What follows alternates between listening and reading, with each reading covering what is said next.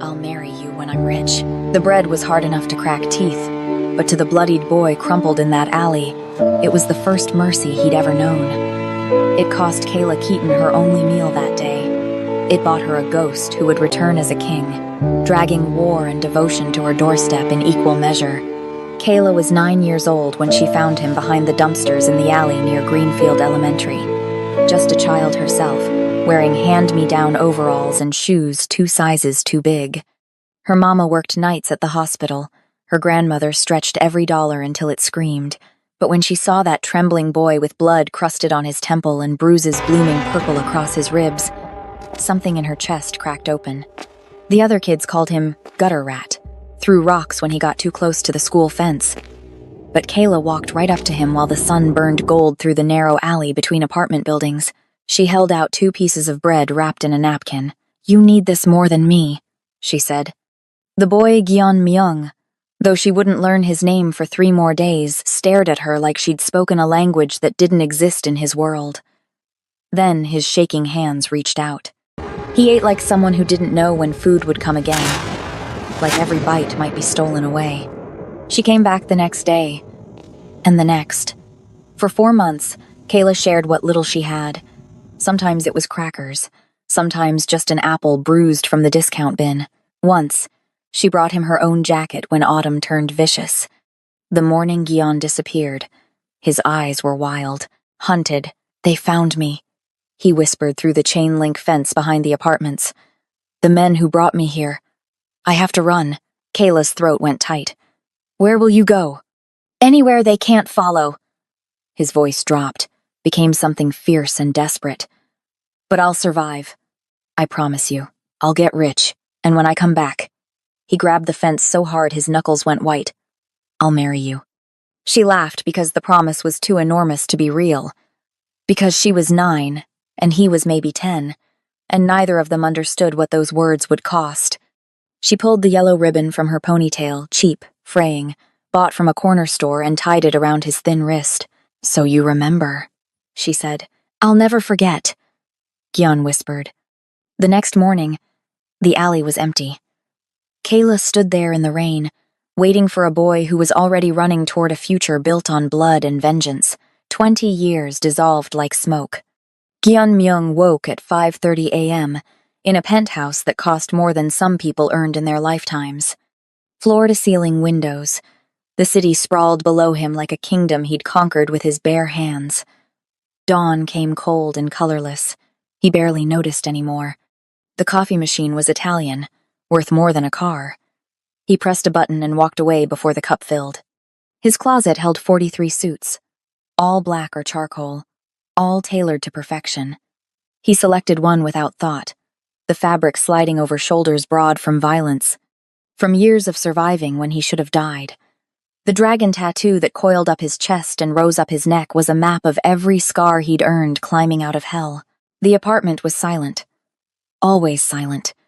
No music, no laughter, no evidence that anyone actually lived inside these walls. It looked like a fortress. Felt like a tomb. His phone buzzed against the marble counter. Sang-ho. Territory secured. East Side payments collected. $3. 2M transferred. Gyeon typed back with one hand. Good. $3.2 million. He felt nothing. He walked to his office, unlocked the bottom drawer of his desk. Inside, a small wooden box sat alone. Inside that box, a yellow ribbon so faded it was nearly white, frayed at the edges, fragile as spider silk. This was the only thing that mattered. He lifted it carefully, let it rest across his scarred palm. 20 years old. Despite his care, it was disintegrating. Every morning he looked at it. Every morning the same hunger tore through him. Where is she? He'd spent 5 years searching, hired the best investigators money could buy, purchased properties across 3 cities, hoping she'd surface, funded community programs under shell companies, tracking every name, every face. Found nothing, until 3 weeks ago, his phone buzzed again. Sang-ho. Confirmed. Kayla Keaton. Working double shifts at Mercy General. Mother with heart condition requiring expensive medication. Drowning in medical debt. loan sharks circling. Gion's jaw tightened. His fingers closed around the ribbon until his knuckles went bone white. Tonight. Tonight. The sharks would come to collect, and he would be waiting, 20 years earlier. The sun fell through the alley like liquid gold, turning garbage into treasure, making even the broken glass shimmer. Kayla Keaton stood at the edge of the shadows with her lunch tray balanced on her hip. Peanut butter sandwich, apple juice, cookies her grandmother had baked that morning. Her friend Destiny was talking about something, maybe homework. Maybe nothing, but Kayla wasn't listening. She was staring at the boy pressed against the brick wall behind the dumpster. Blood on his cheek, dirt caked in his hair, clothes so big they swallowed his small frame whole. He watched the world like a trapped animal calculating which way to run. "Girl, you even paying attention?" Destiny snapped her fingers. Kayla blinked. "Yeah. Sorry. You keep staring at that alley like you've seen a ghost." Kayla looked down at her sandwich. Her stomach growled. She hadn't eaten breakfast. Probably wouldn't eat dinner until her mama got home around 9, but something sharp and uncomfortable was digging into her chest. "I'll be right back," she said. "Where are you going?" Kayla didn't answer. She walked toward the dumpster, tray clutched tight. The boy's eyes tracked her movement, dark, wary, calculating the distance to the street. She stopped 6 feet away, close enough to see the purple bruises on his jaw, the way his hands trembled even though he tried to hide them. "You hungry?" she asked softly. The boy didn't speak, didn't move. Kayla unwrapped her sandwich, tore it in half, and held it out. "It's okay. I already ate." She hadn't. Slowly, so slowly, his hand shook the entire way he reached out, took the bread, ate like someone afraid the world would snatch it back. Like this was the first food he'd seen in days. It probably was. Kayla watched until he finished. Then she walked back to Destiny without explaining. The next day, she brought the other half. By the end of the week, she'd learned his name, Gion. He spoke English like each word cost him something, told her he'd been brought here on a boat, that men were hunting him, that he slept in places people didn't check. "Why are they looking for you?" Kayla asked one afternoon, passing him crackers through the gap in the fence. Gion's face went hard. "They said I would work in a restaurant." There was no restaurant. Kayla's stomach turned to ice. She didn't ask again. Instead, she brought more. A juice box she'd saved, chips from her lunch, a Band-Aid when she saw the gash on his arm. When winter came early and sharp, she left her jacket hanging on the fence overnight. When Gion tried to return it, shaking his head frantically, she cut him off. "You need it more than me," she said. "I can run inside when it's cold." "You can't." He stared at her like she'd just rewritten the rules of the universe. He wore that jacket until the sleeves barely covered his wrists. The day before he vanished, Gion was different. Frantic. He kept looking over his shoulder, fingers white around the fence wire. His breathing came too fast, too shallow. "What's wrong?" Kayla whispered. "They found me." His voice cracked. "I have to leave tonight. Go far away where they can't follow." Kayla's chest squeezed so tight she thought her ribs might break. "Where?" "I don't know. Anywhere." His dark eyes locked onto hers, desperate and absolute. "But I'll survive. I promise you. I'll get rich." His voice dropped, became something raw and sacred. "And when I come back, I'll marry you." Kayla laughed. Not because it was silly, because it was too big to hold. She untied the yellow ribbon from her ponytail and wrapped it around his wrist, right over a thin white scar. "So you don't forget me," she said. Gion stared at that ribbon like she'd just carved a vow into his bones. "Never," he whispered. The next morning, the alley was empty. Kayla stood there for 20 minutes in the cold, staring at nothing. He never came back. Until tonight. Tonight, Kayla Keaton would walk out of Mercy General after a 16-hour shift. Tonight, 3 men with dead eyes and baseball bats would corner her in the parking garage, demanding payment her mother's medical bills had made impossible. And tonight, Gion Myung would step out of the shadows, not to repay a debt, to collect on a promise. Subscribe to see how this unfolds, and comment where you're watching from. I'd love to say hello to you, just to know how far our story is reaching. The alley behind Greenfield Elementary smelled like rain and rotting vegetables. It was the kind of place adults told kids to avoid, where broken bottles caught sunlight like scattered diamonds and graffiti told stories in languages Kayla couldn't read. But on that September afternoon, with the sun pouring gold between brick buildings, it didn't feel dangerous. It felt like a secret. Kayla was supposed to be eating lunch with the other fourth graders on the blacktop. Instead, she stood at the mouth of the alley, watching the boy who'd been there for 3 days now. He never came closer, never asked for anything, just sat with his back against the dumpster, watching the world with eyes that looked too old for his face. Today, there was fresh blood on his temple. Destiny grabbed her arm. "Girl," Mrs. Chen said, "we gotta stay on school property. You're gonna get us in trouble." "I'll be quick," Kayla said, pulling free. "Quick doing what? That boy don't even go here. Probably got diseases or something." Kayla ignored her. She walked into the alley with her brown paper bag clutched against her chest. Her shoes, hand-me-downs from her cousin, held together with duct tape her grandmother had tried to color match with Sharpie scuffed against broken concrete. The boy tensed. His whole body went rigid, ready to bolt. "Hey," Kayla said softly, stopping 10 feet away. "I'm not gonna hurt you." He didn't answer. His eyes darted to the street behind her, calculating escape routes. Up close, she could see he was maybe her age, maybe a little older, Asian, with black hair hanging in his eyes and clothes so filthy they'd turned from whatever color they'd been to a uniform gray-brown. The blood on his temple was fresh, still wet, like someone had hit him within the hour. "You hungry?" she asked. Still nothing. Kayla opened her lunch bag. Inside was a peanut butter sandwich her grandmother had made that morning, an apple with a soft spot, and 3 cookies wrapped in plastic wrap. Her stomach growled just looking at it. She'd skipped breakfast because they'd run out of cereal, and Mama's paycheck wasn't until Friday, but something about the way this boy looked at her like he was afraid she might throw rocks like the other kids had yesterday made her stomach hurt worse than hunger. She pulled out the sandwich, tore it in half, and set one piece on the ground between them. Then she backed up. "It's safe," she said. "Promise." The boy stared at the bread like it might vanish if he looked away. His hands shook. After a long moment, he lunged forward, grabbed it, and retreated to the shadows. He ate the way animals ate in those nature documentaries, fast, defensive, barely chewing. Kayla watched until he finished. Then she set down the apple and walked away without another word. The next day, she brought him the other half of her sandwich. The day after that, crackers and a juice box. By the end of the week, he'd stopped flinching when she approached. "What's your name?" she asked on day 6, sitting cross-legged at the edge of the alley while he ate the granola bar she'd brought. He looked at her for a long time before answering. "Gyan." His accent was thick, making the word sound softer than English. "I'm Kayla," she smiled. "You got a last name?" "Myung."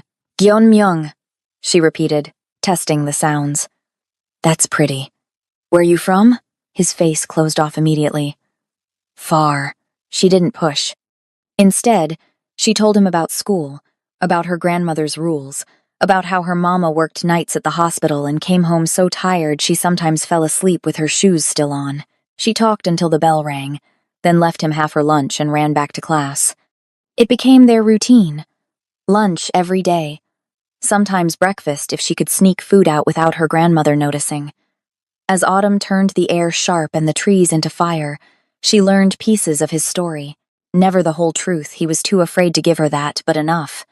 He'd been brought to America on a boat. Promised work, promised safety. Instead, he'd been locked in a warehouse with other kids, told he owed money for his passage. Money he could never repay. He'd escaped 3 months ago.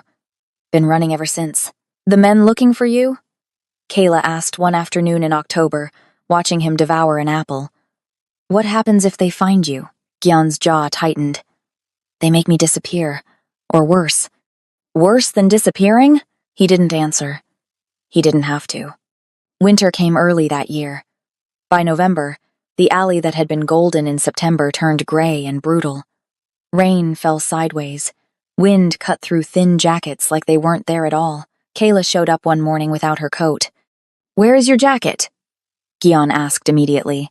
his English getting better every day. Forgot it. She lied. He found it that afternoon, hanging on the chain-link fence behind the apartment building where he'd been sleeping. He tried to return it the next day, pushing it through the gap in the fence with frantic hands. "No," he said, his voice urgent. "You will get sick." "You'll get sick too," Kayla countered. "I got a house. I got heat. You're sleeping outside, Gyeon. You need it more." His eyes went wide, then wet.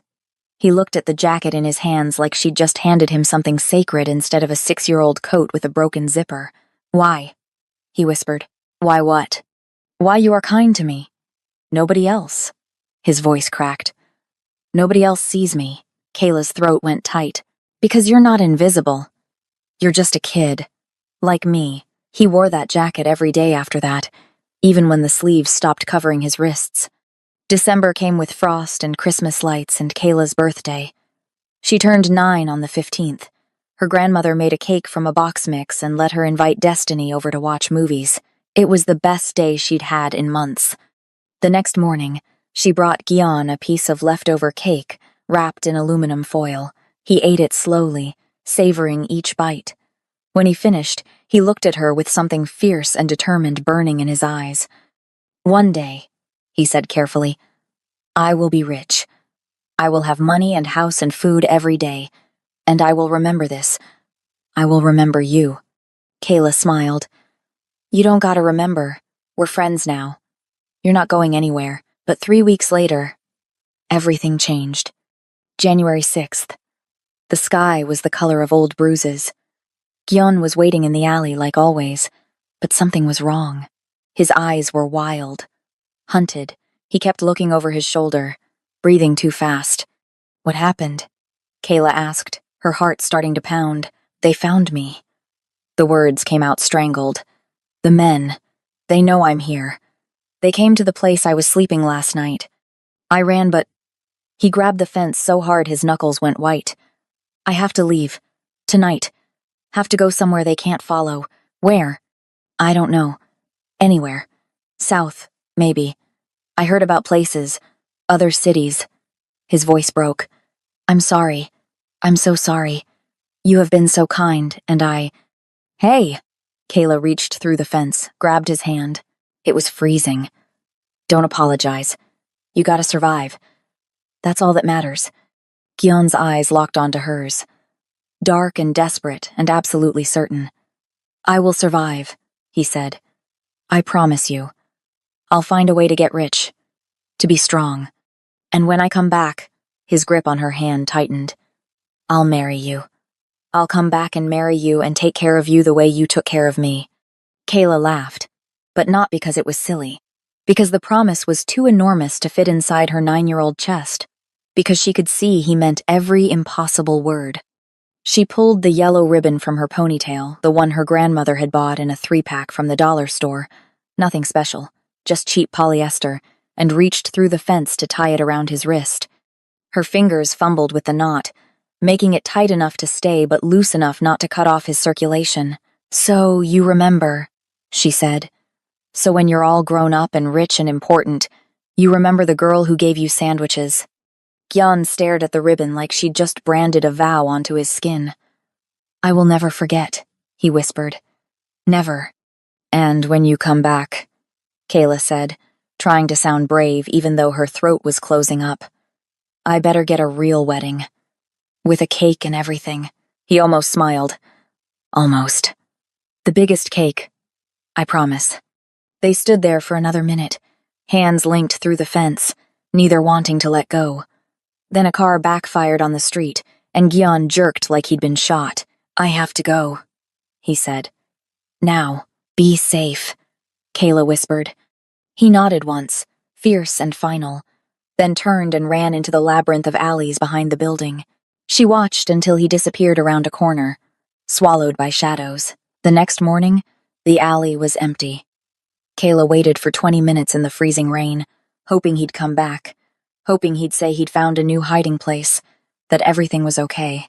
But he never did. 20 years felt like yesterday, and forever at the same time. Kayla Keaton stood in the break room of Mercy General Hospital at 2:47 a.m., staring at her phone screen.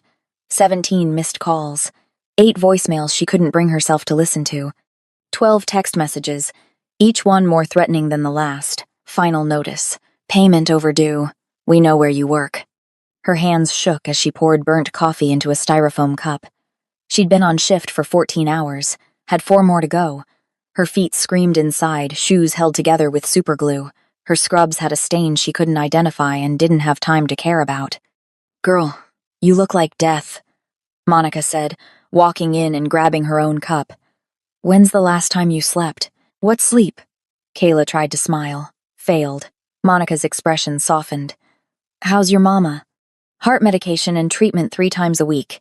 Insurance covers some of it. The rest," she gestured vaguely at her phone, "I'm figuring it out. And by figuring it out, you mean working yourself into the ground while those vultures keep calling." Kayla didn't answer. She couldn't, because Monica was right and they both knew it. The loan sharks had started small.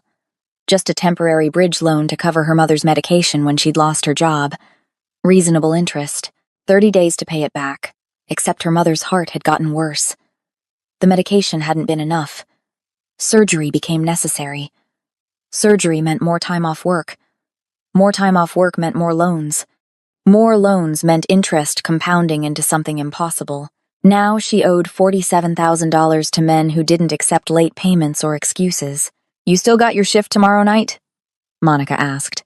"Yeah, and I picked up Saturday too." "Kayla, you're gonna collapse." "Can't afford to collapse." She drained her coffee in 3 burning gulps. "I collapse. Mama doesn't get her treatment. She doesn't get her treatment. She dies. Pretty simple math." Monica looked like she wanted to argue.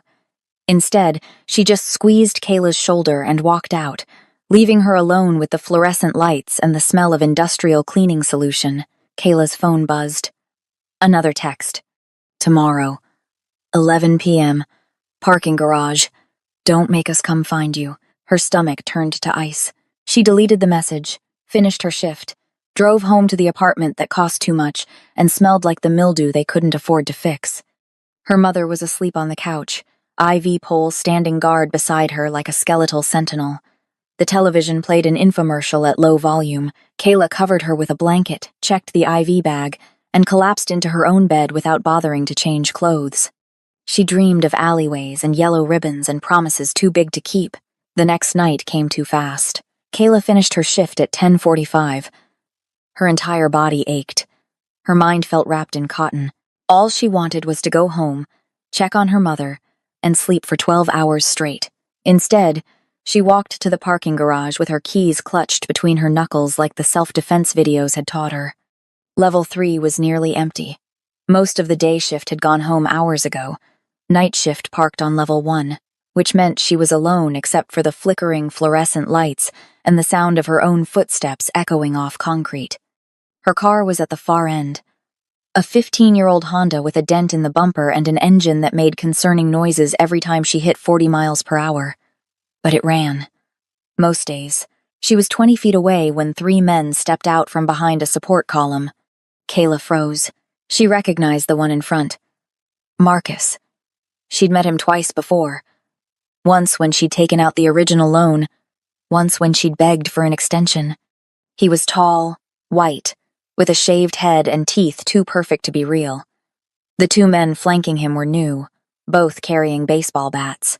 "Miss Keaton," Marcus said, his voice friendly. Too friendly. "You've been avoiding my calls." "I'm working on getting the money," Kayla said, fighting to keep her voice steady. "I just need a little more time." "Time." Marcus shook his head sadly. "That's what everyone says. But time costs money. And money is what you don't have." He gestured to his companions. "These are my associates. They're here to help you understand that we're serious about collecting what's owed." "Please," Kayla whispered. "My mother, she's sick. I'm doing everything I can." "Not enough." Marcus stepped closer.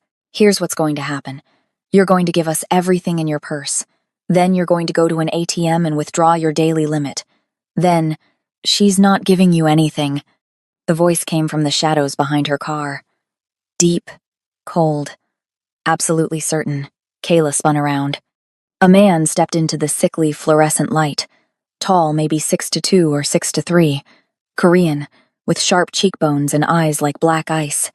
His hair was slicked back perfectly. He wore a black suit that probably cost more than her car, crisp white shirt unbuttoned at the collar to reveal the edge of a massive tattoo that disappeared beneath the fabric. He moved like violence contained, like something dangerous pretending to be civilized. Marcus recovered first. "This doesn't concern you, friend. Walk away." The man didn't even look at him. His eyes were locked on Kayla, studying her with an intensity that made her skin prickle. "Walk away," Marcus repeated, harder this time. "Or my associates will make you." The two men with baseball bats stepped forward. The stranger finally looked at them. Just looked. Didn't move, didn't speak, but something in his expression made both men hesitate. "Last warning," Marcus said. The stranger smiled. It wasn't a happy expression. It was the kind of smile a wolf gave before it attacked.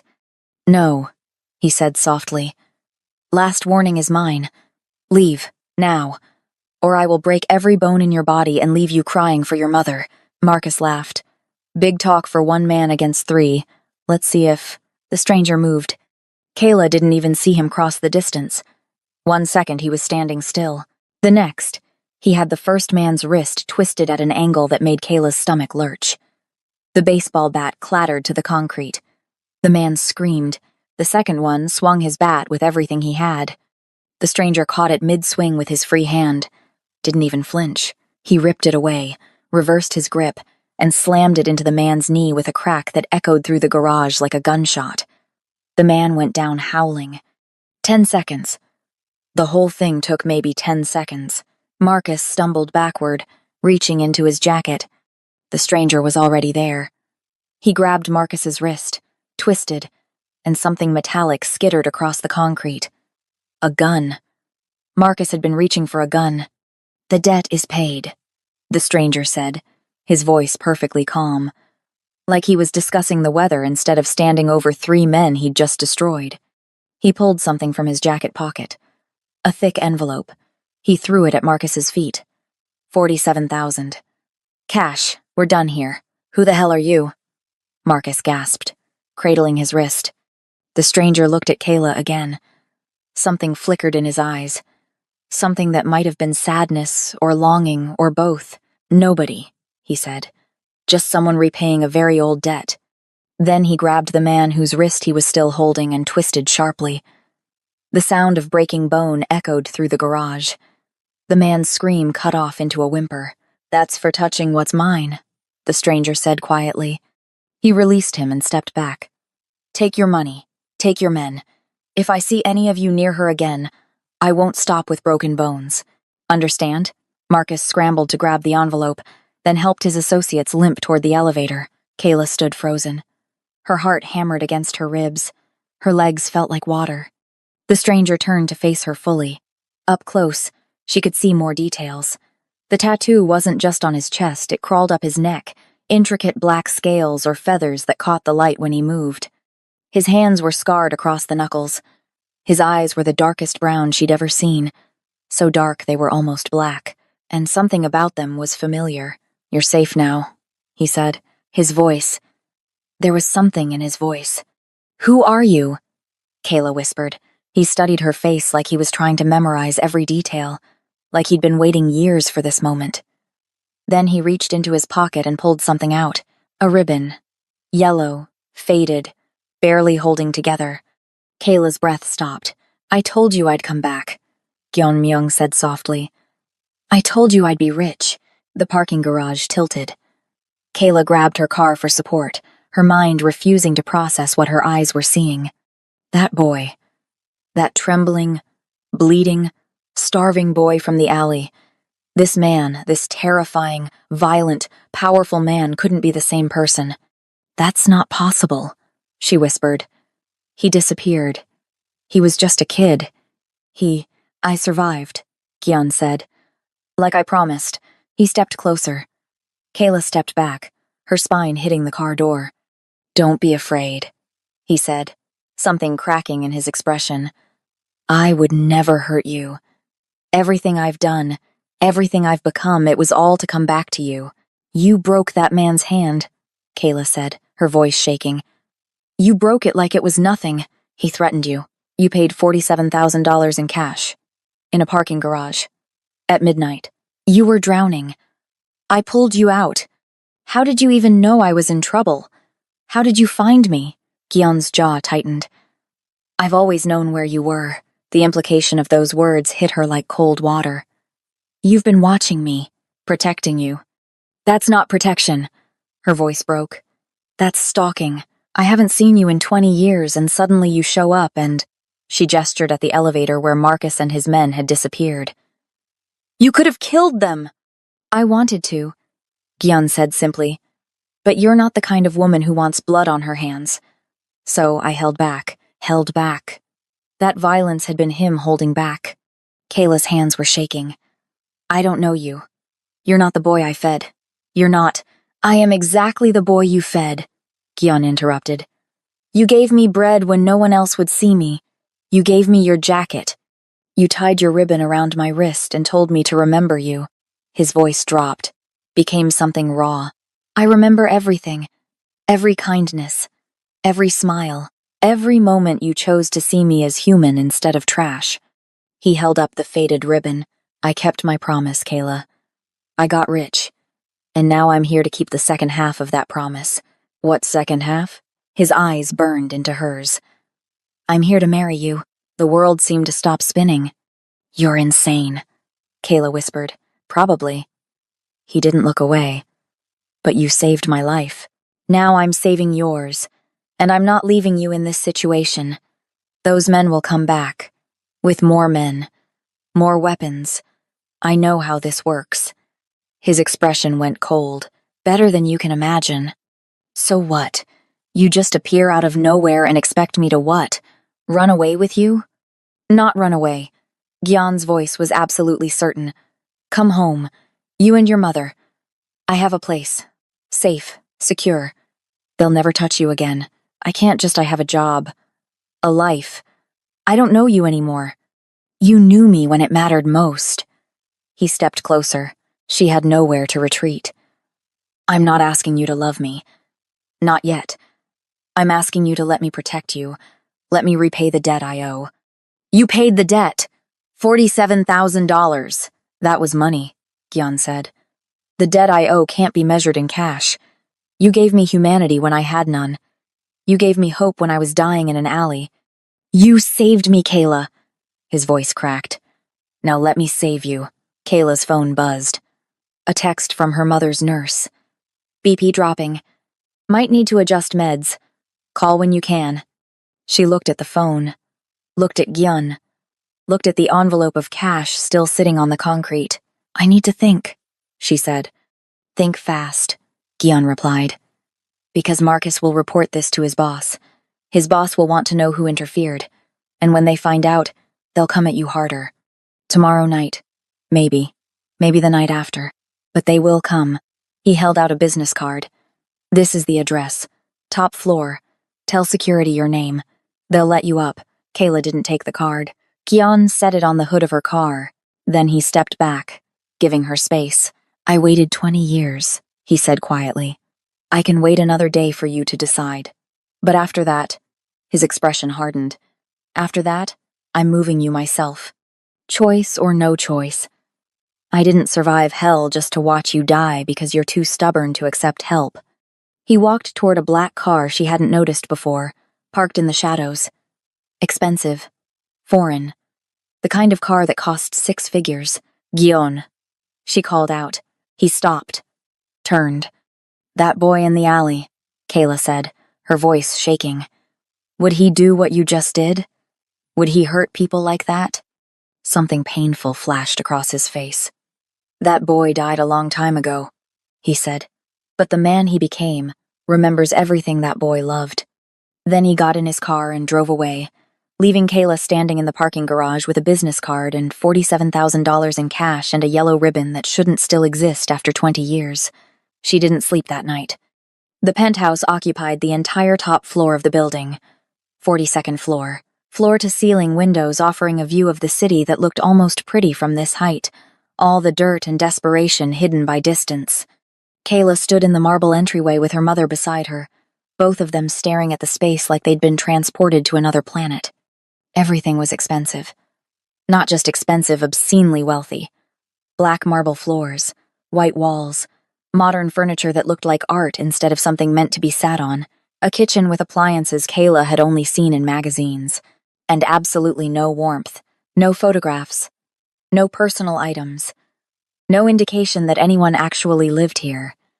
It looked like a museum, or a fortress. "This is your home?" Mrs. Keaton asked, staring at Gyan. "It's a safe place," Gyan replied. Nothing more. Two men in suits stood by the door. Security. Armed, though they tried to hide it.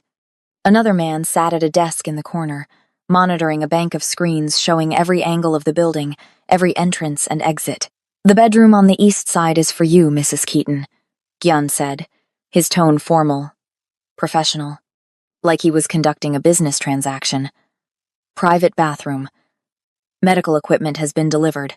A nurse will check on you daily. I don't need—" Mrs. Keaton started. "Yes, you do," Gyan said simply. "Not cruel, just stating facts. Your cardiac treatment schedule has been adjusted. The clinic is 10 minutes away. My driver will take you." "We can't accept this," Kayla said, even though they'd already moved in, even though her mother's medications were already arranged on the kitchen counter, even though her few possessions were already unpacked in the guest room. "This is too much." Gyan looked at her. Really looked, the way he had in the parking garage. "It's not enough," he said quietly. "It will never be enough to repay what you gave me. I gave you sandwiches. You gave me humanity." His voice dropped. "In a world that had beaten every shred of it out of me, you made me remember I was human. You think money can repay that?"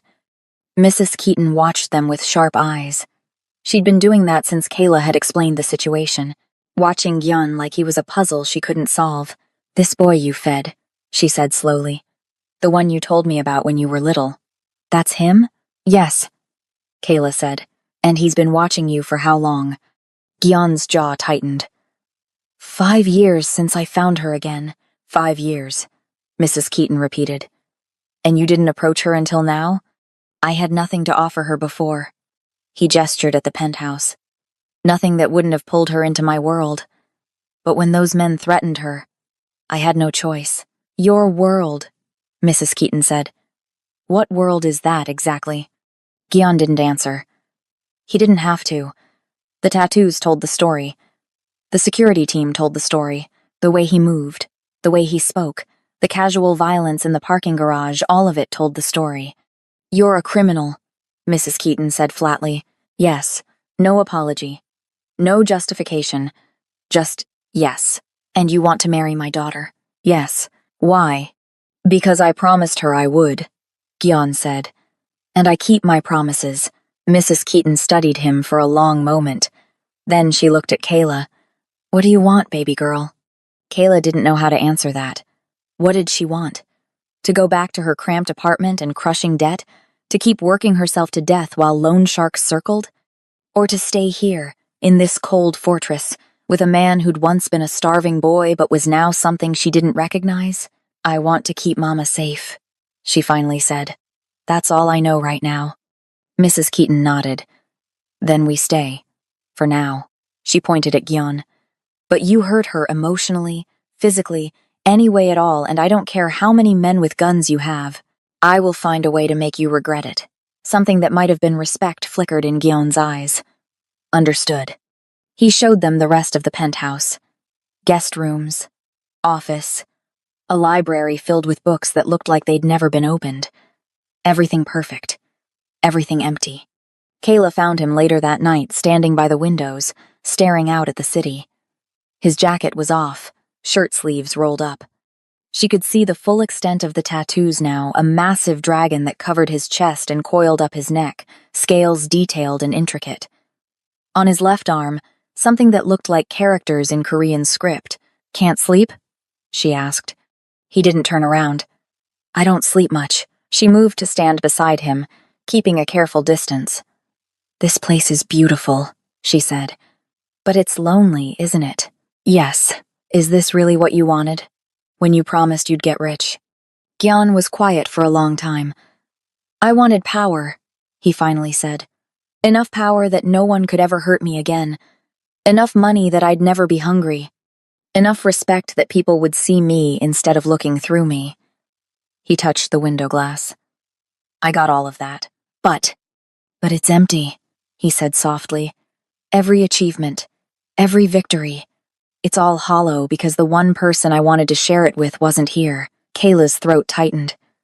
You don't know me anymore. I'm not that little girl who gave you sandwiches. I know. He finally looked at her. But I'd like to know the woman she became. If you'll let me. She wanted to say no. Wanted to run from this beautiful prison and the dangerous man who'd built it. But when she looked at him, really looked, she could see traces of that boy. In the way he held himself carefully, like he expected the world to attack. In the way his eyes tracked every sound. In the loneliness that radiated from him like cold from stone. I'll stay, she said. For Mama. But I'm not marrying you, Gyan. That promise we were kids. It doesn't count. Pain flickered across his face. It counts to me. I'm sorry. He nodded. I'll wait. However long it takes. I'm good at waiting. He walked away, leaving her alone by the windows. Kayla looked out at the city spread below like scattered diamonds. Somewhere down there were the alleys where they'd met. The school. The fence where she'd tied a yellow ribbon around a starving boy's wrist. That boy was gone. In his place was a man who'd clawed his way out of hell through blood and violence and sheer stubborn will. And despite everything, despite the fear and the confusion and the absolute insanity of this situation, a tiny part of her wondered if that boy might still be somewhere inside the monster he'd become. Only time would tell. 3 days passed in the fortress. Kayla learned the rhythms of the penthouse, how the security team changed shifts at 6-hour intervals, how Gyan disappeared into his office for hours at a time, taking calls in Korean that sounded like orders, how the nurse who came to check on her mother was professional and kind and asked no questions about why they needed armed guards. On the 4th night, Kayla found her mother in what Gyan called the blue room, a sitting area off the main living space with a small bar and floor-to-ceiling windows. The city lights turned everything cold and distant. Her mother sat at the table, phone clutched in one hand, a glass of whiskey in the other. Gyan stood by the window like a sentinel, still wearing his dress shirt and pants from whatever business he'd conducted that day, but the shirt was unbuttoned enough to reveal the tattoos that disappeared beneath the fabric. He wasn't looking at them. He was looking out, watching for threats that might never come. Mama? Kayla said softly. Mrs. Keaton looked up. Her eyes were red. Can't sleep, she said. Keep thinking about those men. What they would have done if... She took a shaky sip of whiskey. I keep thinking we should call the police. The police can't help, Gyan said without turning around. His voice was quiet. Certain. The people Marcus works for, they have lawyers. Connections. By the time police get involved, you'd both be dead and it would look like an accident. That's a comforting thought, Mrs. Keaton said dryly. It's the truth. He finally looked at them. I'm sorry you're in this situation, but you're safer here than anywhere else in the city. Because you're dangerous, Kayla said. Yes. Mrs. Keaton set down her glass. I'm going to bed. My old bones can't take this stress. She stood, squeezed Kayla's hand, and left them alone in the blue-lit room. Kayla moved to the window, standing a few feet from Gyan. Up close, she could see the exhaustion in his face, the way his jaw was tight with tension. He probably slept less than he claimed. Can I ask you something? She said. Anything. The tattoos. What do they mean? Gyan looked down at his arms, then touched his chest where the dragon tattoo began, at the massive dragon that covered his chest and rose up his neck, the Korean characters on his left arm. The dragon represents rebirth, he said, rising from nothing, from the gutter. He touched the characters on his left arm. These are the names of the men who enslaved me, the ones who brought me here on that boat. Kayla's breath caught. Why would you tattoo their names on your body? His smile was cold. So I'd remember every single one when I killed them. The casual way he said it made her stomach turn. You killed them. Everyone. No remorse. No hesitation. It took me 8 years, but I found them all. Gyan, you asked. He looked at her. You want to know who I am? That's who I am. I'm the boy you fed, yes.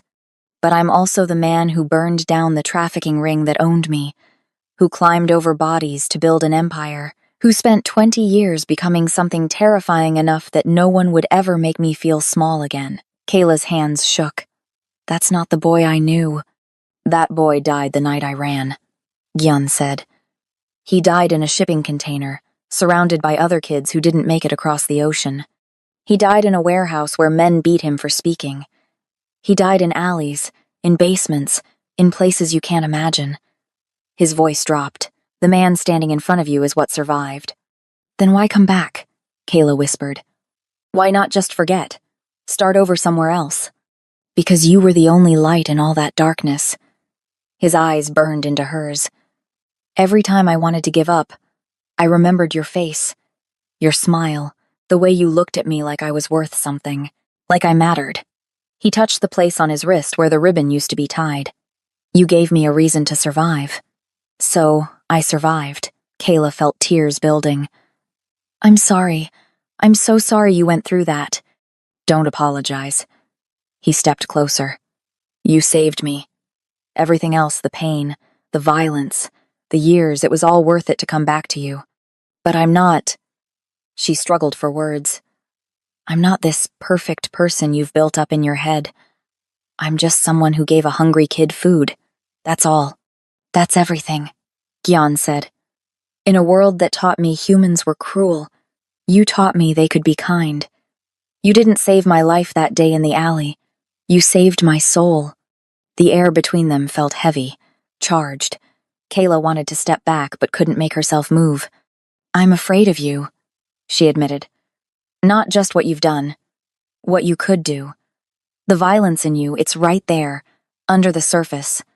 I can see it. Good, Gyan said. You should be afraid. I am dangerous. But never to you. Never. How can I believe that? Because I've had 1,000 opportunities to hurt you, he said simply. To take what I want, instead of waiting for you to give it. But I won't. I'll wait forever if that's what it takes. He turned back to the window, dismissing himself from the conversation, giving her space. Kayla stood there for another minute, watching his reflection in the glass. Then she went to bed and dreamed of dragons and ribbons and boys who died so monsters could live. The next morning, Kayla woke to the smell of burning. She stumbled out of her bedroom in pajamas to find Gyan in the kitchen, surrounded by smoke and what looked like the remains of several failed breakfast attempts. Eggs, somehow both burnt and raw. Toast that was charcoal. Something that might have been pancakes but looked like hockey pucks. What are you doing? She asked. Gyan turned, looking almost embarrassed. It was the most human expression she'd seen on his face. Cooking, he said. Or trying to. Why? You've been eating the food my staff prepares. It's good, but it's not. He gestured vaguely. You used to bring me simple food, sandwiches, crackers. I thought maybe. He trailed off, looking at the disaster surrounding him. Kayla couldn't help it.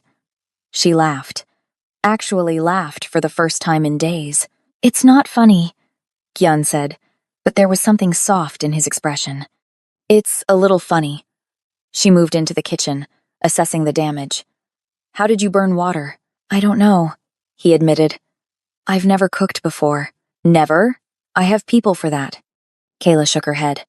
Okay, move aside. I'll show you. She opened the refrigerator, which was stocked with expensive ingredients she'd never heard of, and pulled out the basics. Bread, butter, eggs, cheese. We're making grilled cheese, she announced. And you're helping. For the next 20 minutes, she taught Gyan how to make one of the simplest meals in existence. He watched her every move with intense focus, like she was teaching him surgery instead of sandwich construction. His hands, scarred and dangerous, moved carefully as he buttered bread, placed cheese, monitored the pan.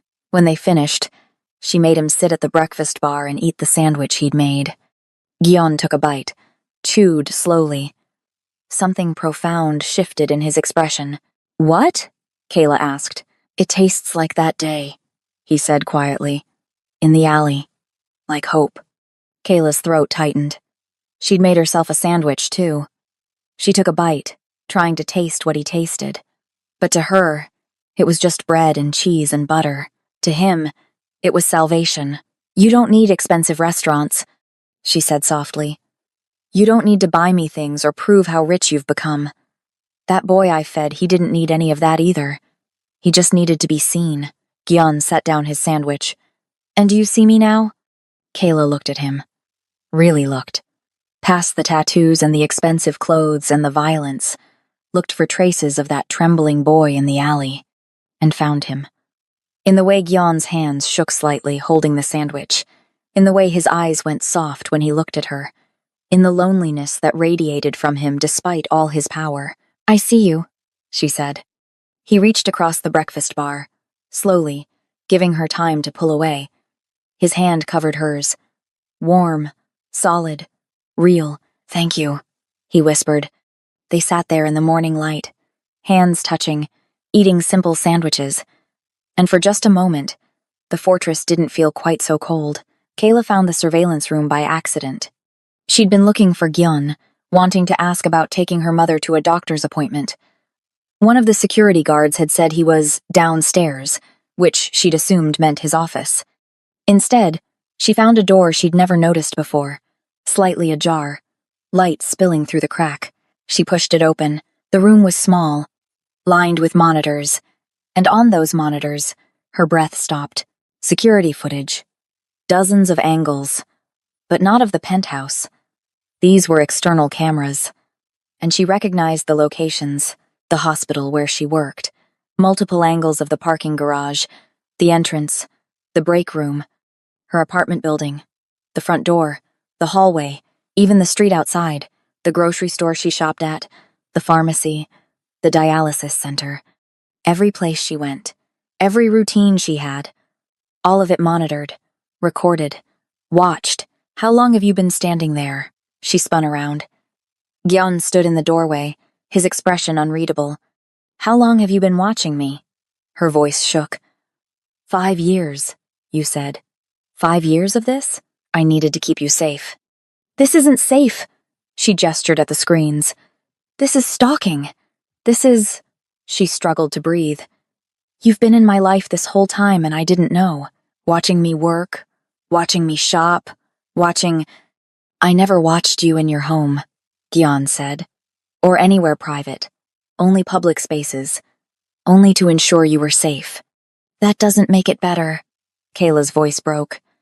You violated my privacy. My life. You had no right. I had every right. For the first time, Gyeon's voice rose. You saved me. That gives me the right to ensure you're safe. That gives me the right to... To what? Own me? She moved toward the door. I'm not your property. I'm not something you can buy with surveillance cameras, and... She tried to push past him. He caught her wrist. Gently, but firmly. Let me go, she said. Kayla, please. Let me explain. Explain what? How you've been stalking me? How you knew about the loan sharks because you were watching me fall apart? How you waited until I was desperate enough that I'd have no choice but to come here? That's not... He released her wrist. That's not what happened. Then what? What am I supposed to think? Gyeon's expression cracked. I was trying to protect you. That's all I've ever wanted. When I found you again 5 years ago, you were happy. You had a job, friends, a life. I had nothing to offer but violence and danger. So I stayed away. I just watched to make sure you were safe. You should have stayed away entirely. I tried. The anguish in his voice made her stop. I tried to forget you, to let you live your life. But I couldn't. Because every time I closed my eyes, I saw you in that alley. Saw you reaching through a fence to feed me. And I thought... His voice broke. I thought maybe if I could just keep you safe, even from a distance, it would be enough. It's not enough, Kayla said. It's creepy and wrong, and I can't stay here. She pushed past him.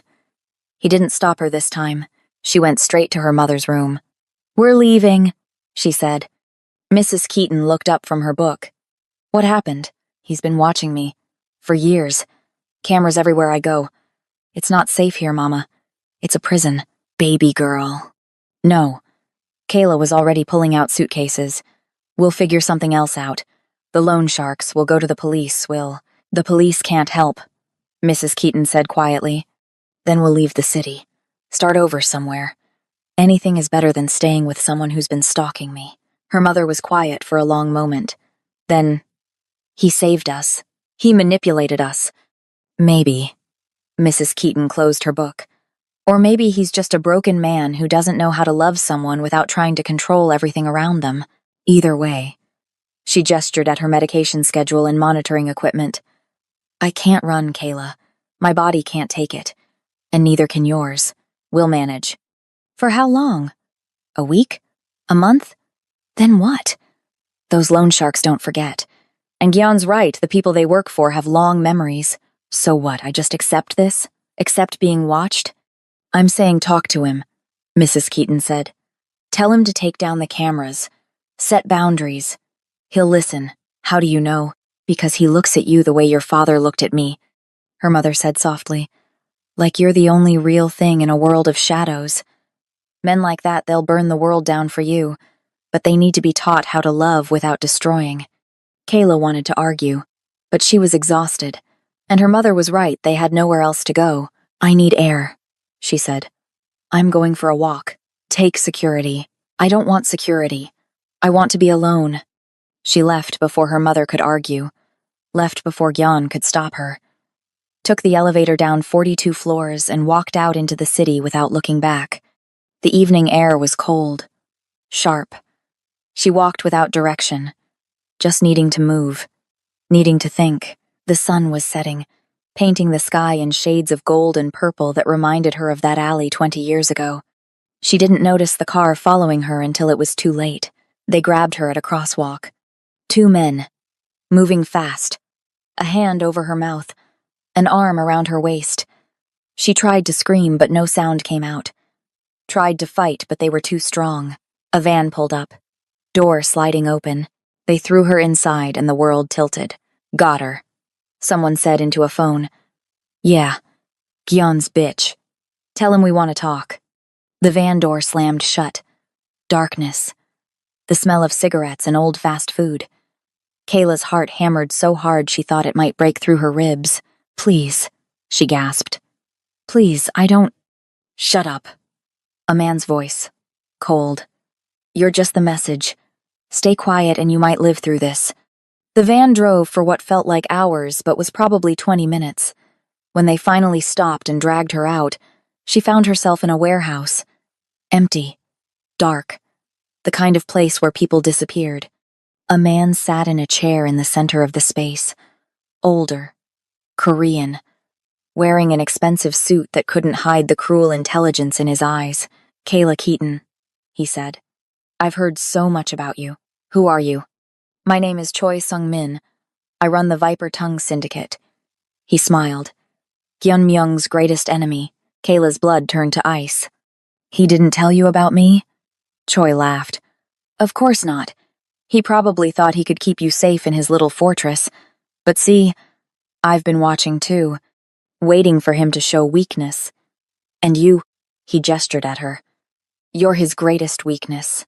I don't know anything, Kayla said. I'm not part of his world. No, but he'd burn his entire empire to get you back. Which is exactly what I'm counting on. He pulled out a phone. Dialed. Put it on speaker. Gyan answered on the first ring. What? I have something that belongs to you, Choi said. Silence. Then, if you hurt her, you'll what? Storm my warehouse alone? Kill my men? You're not that stupid, Gyan. Or are you? Choi's smile widened. Here's the deal. You come alone, unarmed. You kneel at my feet and beg for her life. Then maybe I'll let her go before I put a bullet in your head. Done, Gyan said immediately. Where? Choi gave the address. You have 1 hour. Come alone or she dies. He hung up, looked at Kayla. He really does love you. How sweet. Too bad love makes men weak. Kayla's mind raced. This was her fault. She'd left the penthouse, left the protection, And now Gyeon was going to die because of it. 53 minutes later, the warehouse door opened. Gyeon walked in alone. No guards. No weapons that Kayla could see. Just him in a black shirt and pants, hands visible and empty. He looked at her first, eyes scanning for injuries. Then at Choi. "Let her go," Gyeon said. "Not yet," Choi gestured. "Kneel." Gyeon hesitated for only a second. Then he dropped to his knees in the center of the warehouse. "Beg," Choi ordered. "Please." Gyeon's voice was steady, emotionless. "Let her go. She has nothing to do with this. Your fight is with me." "Oh, I know." Choi stood, pulling a gun from his jacket. He walked over to Gyeon, pressed the barrel against his forehead. "Any last words before I end the great Gyeon Myung?" Gyeon looked at Kayla. "I'm sorry," he said, "for watching you, for not giving you choice, for dragging you into this. You deserved better. You always deserved better. How touching," Choi said. "Now," Gyeon moved. Kayla didn't even see how. 1 second he was kneeling. The next he had Choi's wrist twisted, the gun falling, his other hand around Choi's throat. "I said I'd come alone," Gyeon said quietly. "I didn't say I'd die quietly." Choi's men rushed forward. 12 of them. Maybe more. What happened next was poetry written in violence. Gyeon fought like something inhuman, like every ounce of rage and pain and violence he'd accumulated over 20 years had been distilled into pure, efficient brutality. He broke bones with surgical precision, used his opponent's weapons against them, moved through them like water, like smoke, like death itself. Blood painted the concrete. Men screamed. Bodies fell. Kayla watched, frozen in horror and awe, as the boy she'd fed destroyed an army to save her. When it was over, Gyeon stood alone in a circle of broken men. Blood dripped from his knuckles. His shirt was torn, revealing the full extent of his tattoos and the scars beneath them. He was breathing hard but still standing. Choi was on the ground, conscious but broken. "You're dead," he gasped. "The others will come for you. For her. You can't protect her forever." "I know," Gyeon said. He looked at Kayla. "Which is why I'm done." He pulled out his phone, made a call, spoke in Korean, harsh and final. When he hung up, he crouched beside Choi. "I'm giving you my territory," Gyeon said. "All of it. The Chilseong Syndicate is yours. The businesses, the money, everything." Choi's eyes widened. "What?" "On one condition." Gyeon's voice dropped to something deadly. "You leave her alone. Her family. Her life. You never touch them. If I hear you've gone near her, if I even suspect it, I will crawl out of whatever hole I've buried myself in and I will end you slowly. Understood?" Choi stared, then nodded. Gyeon stood, walked to Kayla. Gently, carefully, he untied her wrists. "Are you hurt?" he asked softly. She shook her head, unable to speak. "Good." He cupped her face with bloody hands. "I'm sorry. For all of it. You were right, I was trying to own you instead of love you. But I'm done. You're free. Your mother's medical bills are paid for life. Your apartment building is bought, you'll never pay rent. You'll never see me again. I promise." "Gyeon, be happy," he whispered. "That's all I ever wanted." Then he walked away, out of the warehouse, out of her life, leaving her standing in the wreckage of his empire. 3 years later, the bakery sat on a quiet street corner in a neighborhood that was slowly gentrifying. Nothing fancy, just a small storefront with warm lighting and the smell of fresh bread drifting through the open door. Kayla wiped down the counter, humming to herself. The morning rush was over. The afternoon customers wouldn't arrive for another hour. Her mother sat at one of the small tables by the window, reading a book, healthy and stable and alive. The bell above the door chimed. Kayla looked up automatically. Customer service smile already in place. "Welcome to..." The words died in her throat. Gyeon stood in the doorway. He looked different. Still tall. Still powerful. But softer somehow. The sharp edges worn down. He wore jeans and a simple black t-shirt. His hair was longer, less severe. The tattoos were still visible at his collar and wrists, but they seemed like art now instead of armor. "Hi," he said quietly. Kayla's heart hammered. "Hi." They stared at each other.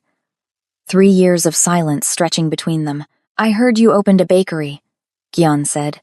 "Thought I'd—" He gestured vaguely. "I'll go if you want. I just wanted to see—" "Stay," Kayla said. "Please." He moved to the counter carefully, like he was afraid she'd change her mind. "What can I get you?" she asked. "Just coffee. Black." She poured it. Their fingers touched when she handed him the cup. He flinched like she'd burned him. "How are you?" she asked. "Alive." He took a sip. "Clean. Legitimate. I bought a small construction company. We renovate old buildings. It's honest work." He smiled slightly. "Boring, but honest. That's good. And you? Your mother? She's great. Healthy. We're good." Another silence. So much unsaid. "I'm sorry," Gyan said finally. "For everything. For watching you. For controlling you. For—" "I know," Kayla interrupted. "I forgave you a long time ago." His eyes widened. "What?" "You were broken," she said. "I didn't understand that at first. But you spent your whole life in a world where love meant ownership, where protection meant control. You didn't know any other way." She leaned against the counter. "But you learned. You let me go. You walked away even though it killed you. That's real love. I thought I was doing the right thing." "You were." She paused. "But I missed you." Gyan's breath caught. "You did?" "Every day." She smiled. "Turns out I fell in love with a boy in an alley 20 years ago. And even though he grew up into someone terrifying, somewhere inside that monster was still the boy who kept a yellow ribbon for 2 decades. Kayla." She came around the counter, stood in front of him. "Are you really out? Really done with that life?" "Completely," he said. "I meant what I said in that warehouse. All I ever wanted was you. The Empire was just—" He gestured. "Something to fill the emptiness. But it was never enough. And now? Now I build things instead of destroying them," he said. "I sleep at night. I'm trying to be the kind of man who deserves you." Kayla reached up, touched his face. He leaned into her palm like a man dying of thirst. "You already are," she whispered. Gyan pulled something from his pocket. A small box. Inside, a simple ring. Not expensive, not flashy.